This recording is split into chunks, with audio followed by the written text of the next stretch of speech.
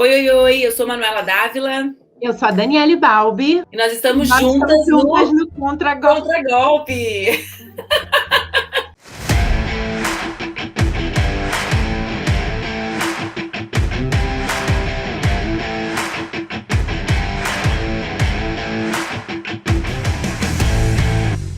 No nosso programa de hoje, nós vamos tratar do super impeachment, do pedido de impeachment que foi apresentado pelas organizações de esquerda, de centro e de direita, né, Dani? Exatamente. Foi uma marcha a Brasília que reuniu parlamentares de diversos campos, além de diversas entidades dos movimentos sociais, diante das evidências de crimes cometidos pelo desgoverno do Jair Bolsonaro. Nessa semana, a gente viu que a vida de cada brasileiro e brasileira querida, desses mais de 515 mil brasileiros e brasileiras que morreram por causa da Covid, valeram para o governo Bolsonaro apenas $1.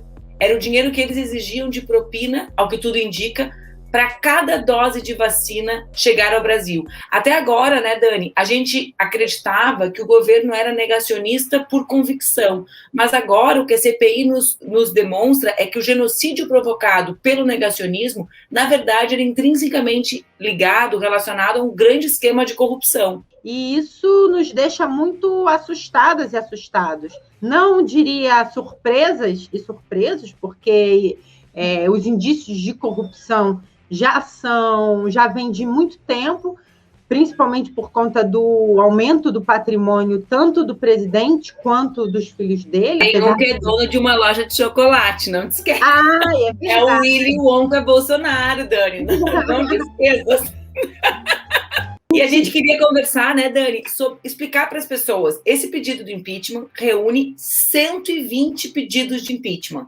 E ele caracteriza ou apresenta mais de 20 crimes que o presidente teria se envolvido e cometido, o que legitima a instalação da comissão que avalia a validade do impeachment. E aí, Dani, quais são os 20 crimes? O primeiro deles é crime contra a existência política da União. E o ato é o fomento ao conflito com outras nações. Ou seja, todas as provocações que o presidente fez em relação à China, em relação a Cuba, na realidade materializam crime de provocação de conflito, que criam animosidade e que, inclusive, criam entraves à diplomacia brasileira. E, nesse sentido, também é o segundo crime do super pedido de impeachment: hostilidade contra a nação estrangeira. Tem as declarações xenófobas contra a China, contra os médicos cubanos, a maneira como o Bolsonaro encara e trata as outras nações. O terceiro crime é o crime contra o livre exercício dos poderes. Na prática, isso se materializa nas ameaças que Jair Bolsonaro fez ao Congresso e ao Supremo Tribunal Federal, declarando por diversas vezes que fecharia essas casas que representam poderes instituídos da República, que na prática são os pilares da democracia. Que também é relacionado ao quarto crime, que é o chamado a tentativa de dissolver ou impedir o funcionamento do Congresso Nacional. Todo mundo está cansado de ver, se botar no Google ou em qualquer buscador, vai encontrar dezenas de manifestações do Bolsonaro, desde antes de ser presidente, mas sendo presidente, dizendo que o Congresso deveria deixar de funcionar. E a maior lembrança disso é a participação dele, o abaninho, nos atos antidemocráticos.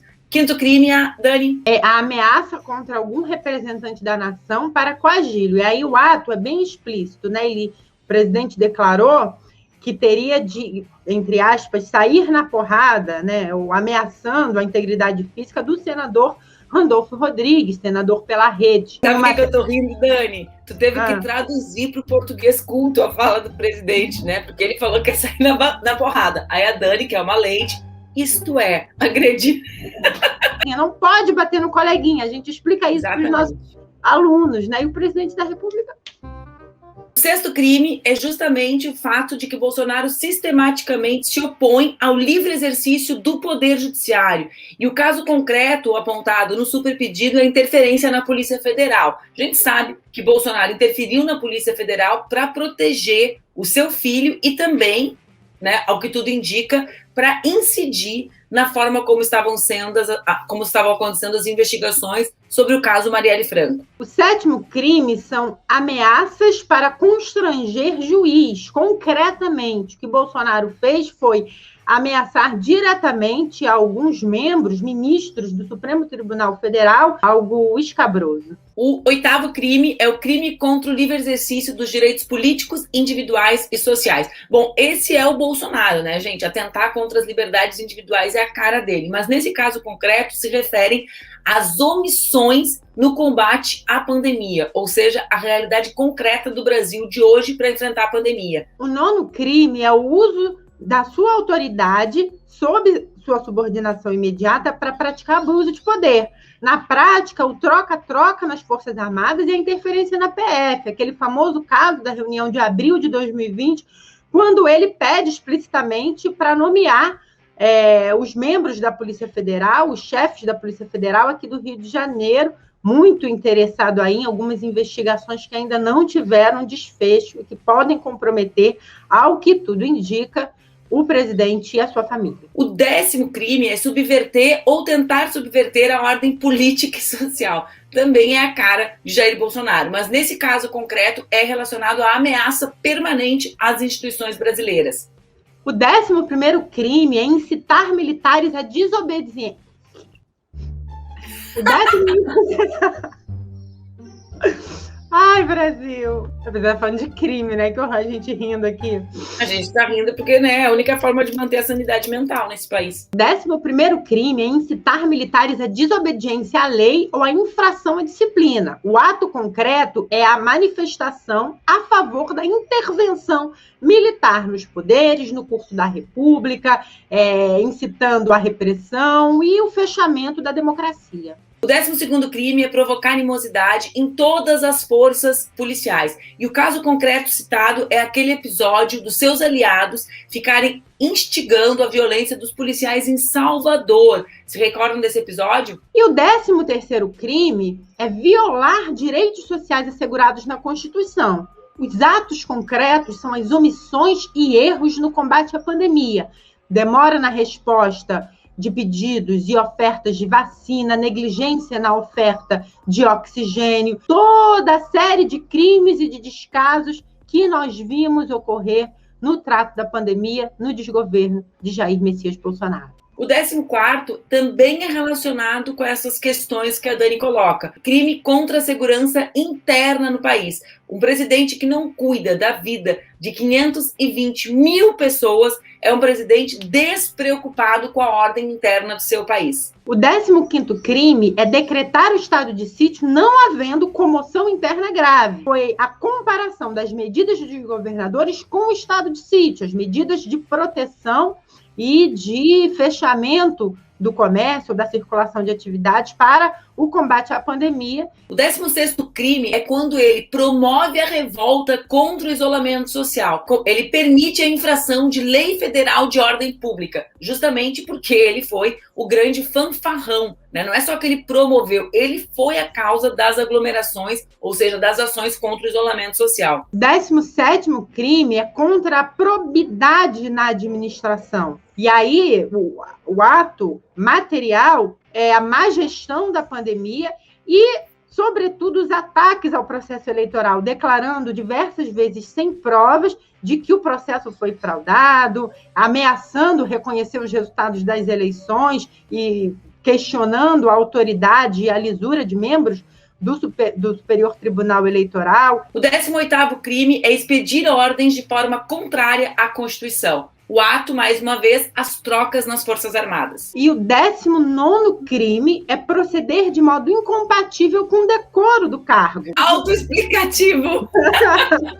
Pois é, ele mente, ele constrói uma série de mentiras, de fake news, ele é mal educado, bagaceiro, né? Ele xinga, ele agride jornalistas, ele é misógino, enfim, ele é machista. Só isso, né? já deveria ser a razão para a gente saber por que alguém não pode presidir o nosso país. Ele é um péssimo exemplo para todas as pessoas. O 20º crime é negligenciar a conservação do patrimônio nacional. Aqui tem a questão da gestão financeira da pandemia, os atrasos nos atendimentos da saúde que a gente já citou, como é o episódio de Manaus. E o 21º crime que o Jair Messias Bolsonaro cometeu foi o crime contra o cumprimento de decisões judiciais, ou seja, não criou um plano de proteção às indígenas na pandemia, quando o STF determinou, não criou um calendário de imunização efetivo, quando o STF determinou, dentre tantas outras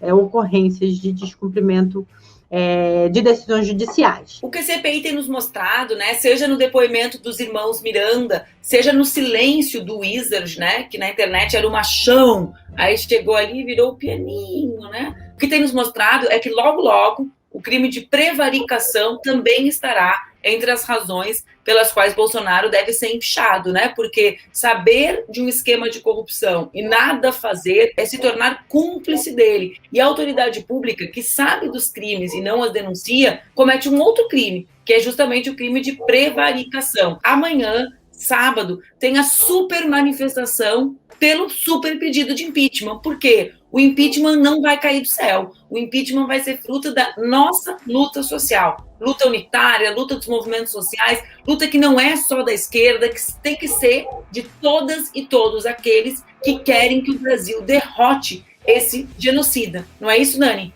Exatamente. Dia 3 de julho, o conjunto dos movimentos sociais, agora incorporando movimentos mais a centro-esquerda e outros elementos, estamos todas e todos nas ruas em uníssono, pedindo, clamando pela intervenção do presidente Jair Messias Bolsonaro, pelo impeachment do presidente. Então agora que tu já sabe as razões pelas quais existe um super pedido de impeachment, pega a tua máscara, PFF2 de preferência, se estiver sobrando, leva para doar, pega o álcool gel, mantém o distanciamento social e amanhã vai para a rua, vai para a luta, porque é só a luta que vai derrubar Bolsonaro. Empurra que ele cai. Amanhã vem para a rua junto com a gente. Um beijo.